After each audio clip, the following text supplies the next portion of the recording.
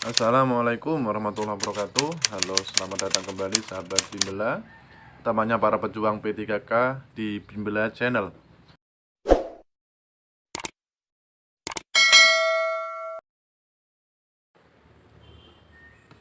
Baik teman-teman, untuk latihan kita kali ini adalah salah satu kisi-kisi, yaitu kompetensi teknis.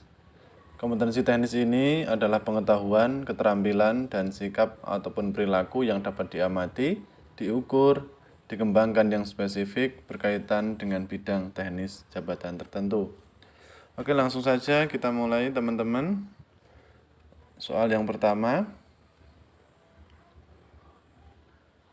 Pak Ahmad melaksanakan pembelajaran dengan menggunakan masalah sebagai langkah awal dalam mengumpulkan dan mengintegrasikan pengetahuan baru berdasarkan pengalamannya. Dimulai dengan memunculkan pertanyaan penuntun dan membimbing peserta didik berkolaboratif yang mengintegrasikan berbagai subjek atau materi di dalam kurikulum. Pembelajaran yang dilaksanakan oleh Pak Ahmad tersebut merupakan model pembelajaran A. Project Based Learning, B. Discovery Learning, C. Problem Based Learning, D. Inquiry Learning.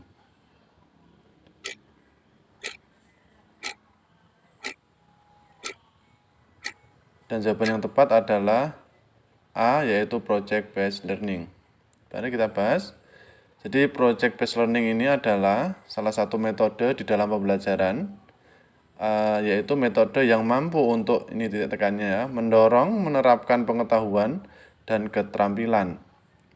Nah, jadi dari soal tadi, di sini Pak Ahmad memunculkan pertanyaan penuntun atau pertanyaan pendorong dan membimbing siswa untuk berkolaborasi yang nanti endingnya adalah mengintegrasikan berbagai subjek atau materi di dalam kurikulum.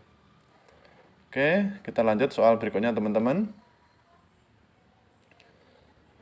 Bu Siska melaksanakan pembelajaran yang mengakomodasi semua anggota kelompok mengungkapkan pendapat, ide, dan tanggapan terhadap skenario secara bebas, sehingga dimungkinkan muncul berbagai macam alternatif pendapat.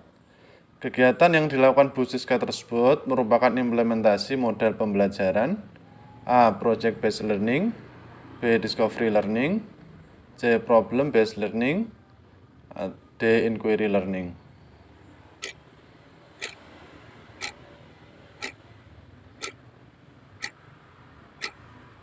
Oke, dan jawaban yang tepat adalah D, yaitu Inquiry Learning. Jadi menurut Al-Tabani, Inquiry Learning ini merupakan bagian inti dari kegiatan pembelajaran yang berbasis kontekstual. Pengetahuan dan keterampilan yang diperoleh siswa ini diharapkan bukan hasil mengingat seperangkat fakta, melainkan, nah ini titik tekannya, hasil dari menemukan sendiri. Jadi Inquiry Learning ini titik tekannya adalah siswa ini berhasil menemukan sendiri pengetahuannya. Nah, ciri-cirinya yang pertama yaitu pembelajaran inquiry ini menekankan pada aktivitas siswa secara maksimal untuk mencari dan menemukan. Oke, pertama mencari dan menemukan. Yang kedua cirinya, seluruh aktivitas yang dilakukan siswa diarahkan untuk mencari dan menemukan jawaban sendiri dari sesuatu yang dipertanyakan, sehingga diharapkan untuk dapat menumbuhkan sikap percaya diri. Sedangkan ciri yang ketiga, tujuan dari pembelajaran inquiry yaitu mengembangkan kemampuan berpikir secara sistematis, logis, dan kritis, atau mengembangkan kemampuan intelektual sebagai bagian dari proses mental. Nah, dari soal ini tadi Bu Siska ini meminta siswanya untuk mengungkapkan pendapat, ide maupun tanggapan. Nah, ini termasuk salah satu ciri dari pembelajaran inquiry learning. Oke, kita lanjut teman-teman. Seorang guru harus mampu memanfaatkan media pembelajaran dan sumber belajar untuk mencapai tujuan pembelajaran utuh. Pernyataan berikut yang benar terkait dengan media pembelajaran adalah A. Media pembelajaran yang paling baik adalah media yang berbasis TIK. B. Sebuah media dapat digunakan untuk semua kegiatan pembelajaran. C. Media dapat digunakan sebagai pembawa pesan dalam suatu kegiatan pembelajaran. Atau D. Memilih media tidak perlu banyak pertimbangan agar tidak merepotkan.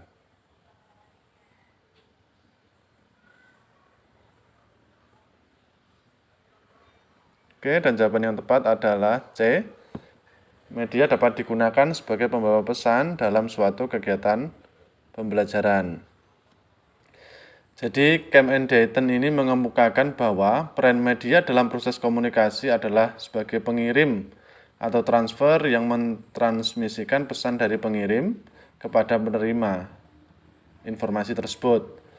Nah, sejalan dengan hal tersebut, Munadi menyatakan bahwa, ini titik tekannya teman-teman, media ini merupakan segala sesuatu yang dapat menyampaikan dan menyalurkan pesan dari sumber secara terencana sehingga tercipta lingkungan belajar yang kondusif, di mana tujuannya penerimanya dapat melakukan proses belajar secara efisien dan efektif. Jadi media ini salah satunya merupakan penyampai pesan dari sender atau pengirim kepada receiver atau penerima. Oke teman-teman, kita lanjut soal yang keempat. Apa yang paling tepat dilakukan guru jika seorang peserta didik tidak memberikan jawaban atas pertanyaan yang diajukan? A. Menunjuk peserta didik lain untuk menjawab pertanyaan tersebut. B. Memberikan kritik agar peserta didik berusaha menjawab walaupun salah. C. Menyederhanakan isi pertanyaan agar mudah difahami peserta didik. Dan D. Menjawab sendiri pertanyaan tersebut.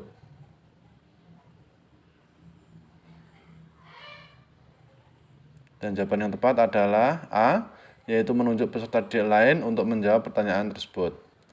Baik, kita lanjut teman-teman soal yang kelima. Dalam setiap pembelajaran, Pak Chandra selalu mengadakan penilaian untuk melihat daya serap siswa terhadap materi yang telah diberikan. Merupakan prinsip pembelajaran A. Sistematis, B. Beracu kriteria, C. Terpadu, atau D. Objektif.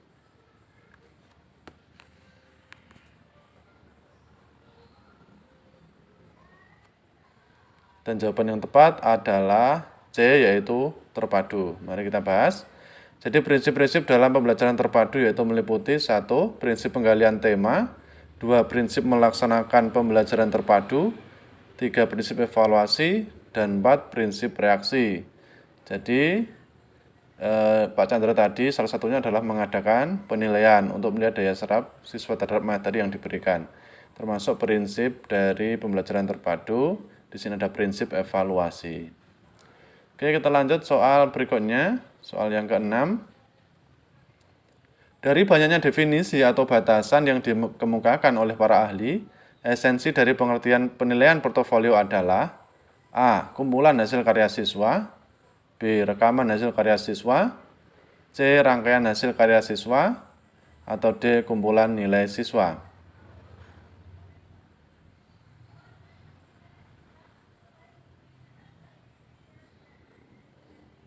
Dan jawaban yang tepat adalah A, yaitu kumpulan hasil karya siswa. Mari kita bahas. Jadi pengertian portofolio ini adalah kumpulan hasil karya seorang siswa sebagai hasil pelaksanaan tugas kinerja yang ditemukan oleh guru atau oleh siswa bersama guru sebagai bagian dari usaha mencapai tujuan belajar atau mencapai kompetensi yang ditentukan di dalam sebuah kurikulum. Oke teman-teman, kita lanjut soal nomor 7. Siswa membuat laporan hasil pengamatan proses fotosintesis termasuk penilaian A. Kinerja, B. Produk, C. Portofolio, atau D. Proyek.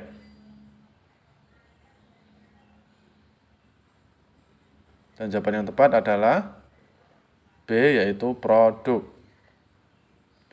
Jadi penilaian yang pertama adalah kinerja ini, yaitu penilaian yang meminta siswa untuk melakukan suatu tugas pada situasi yang sesungguhnya yang mengaplikasikan pengetahuan dan keterampilan yang dibutuhkan.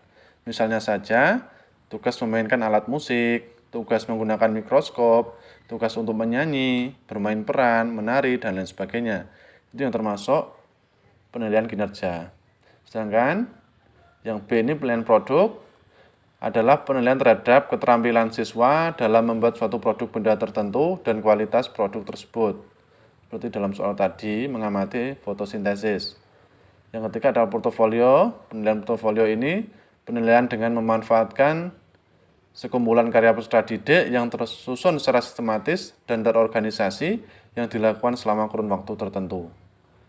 Dan yang terakhir, penilaian proyek yaitu penilaian yang menilai tugas ini mengandung investigasi dan harus diselesaikan dalam periode atau waktu tertentu. Oke teman-teman, sampai di sini dulu. Kita berjumpa pada latihan yang akan datang. Wassalamualaikum warahmatullahi wabarakatuh.